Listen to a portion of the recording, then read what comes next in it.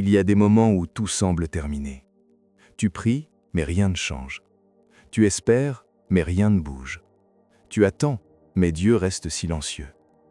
Et dans ce silence, quelque chose en toi commence à s'effondrer. Tu te poses des questions que tu n'oses même pas dire à voix haute. Dieu, tu es encore là? Pourquoi tu ne fais rien? Pourquoi ça dure?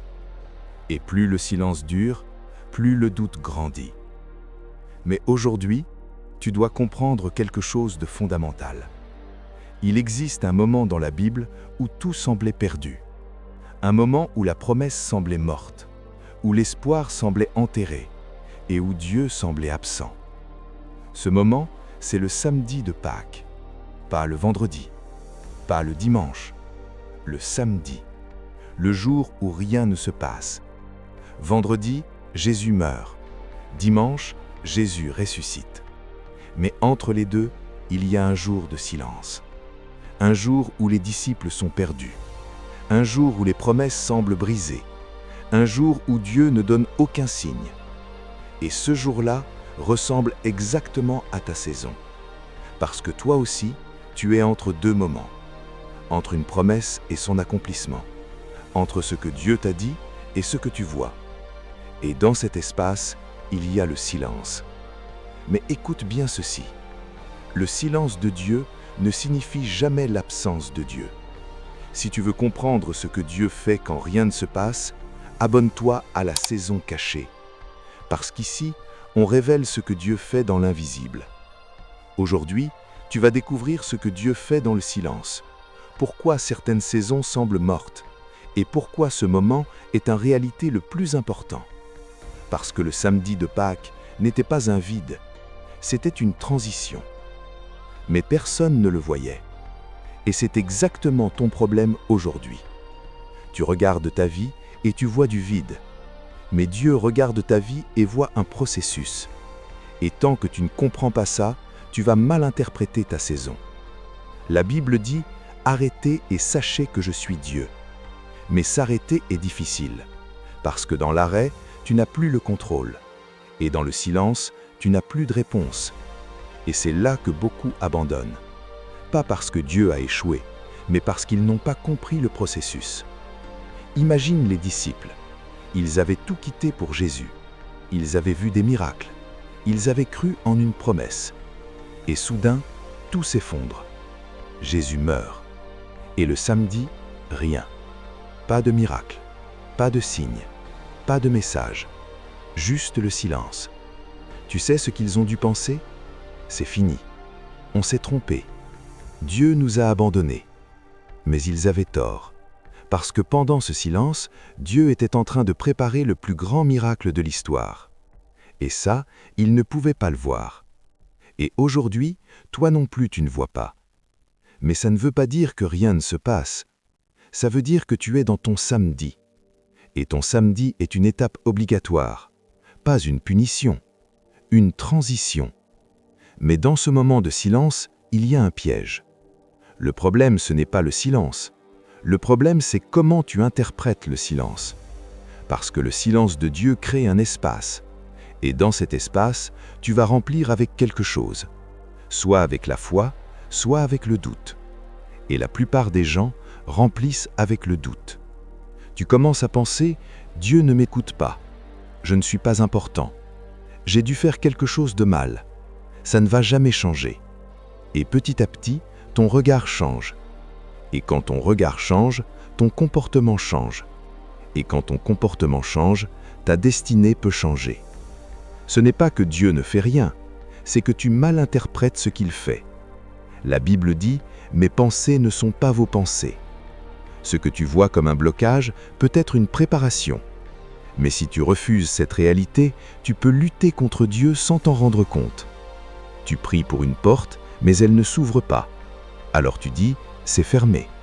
Mais Dieu dit « ce n'est pas le moment ». Et si tu forces la porte, tu peux entrer dans quelque chose que Dieu n'a jamais prévu. Et là, tu te bloques toi-même. C'est pour ça que le silence est dangereux. Pas parce que Dieu ne fait rien, mais parce que toi tu peux faire n'importe quoi. Les disciples, dans le silence, se cachent, ont peur, perdent espoir.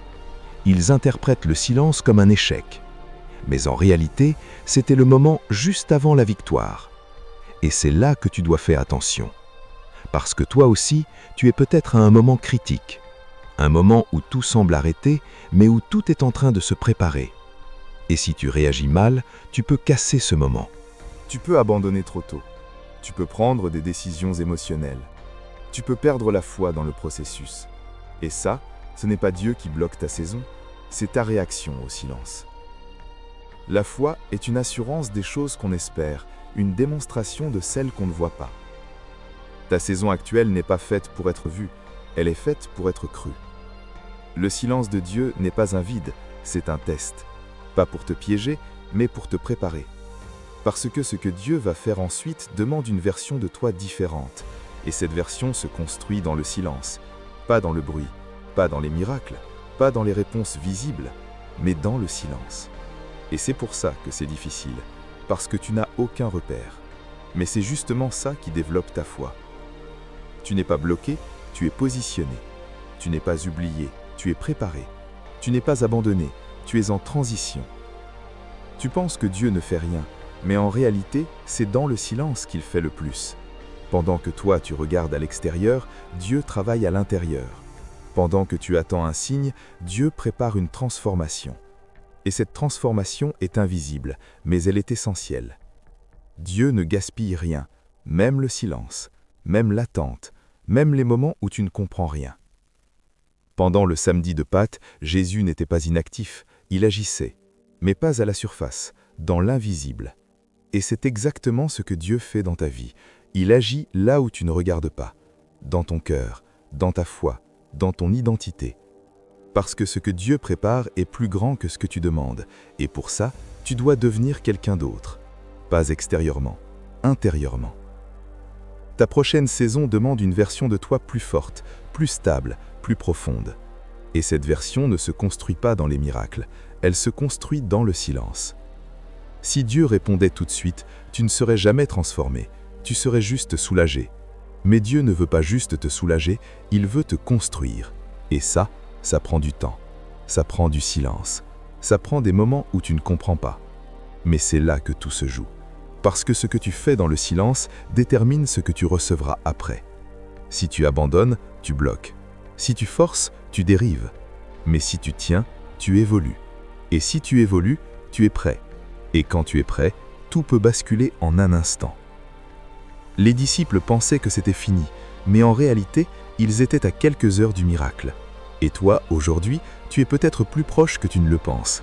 Mais comme tu es dans le silence, tu crois que tu es loin, alors que tu es peut-être à un moment clé. Ton samedi n'est pas la fin, c'est le passage, le moment juste avant la résurrection. Père, tu vois ceux qui traversent le silence, tu vois ceux qui attendent, tu vois ceux qui ne comprennent pas. Aujourd'hui, nous choisissons de te faire confiance, même quand rien ne bouge, même quand rien ne se passe.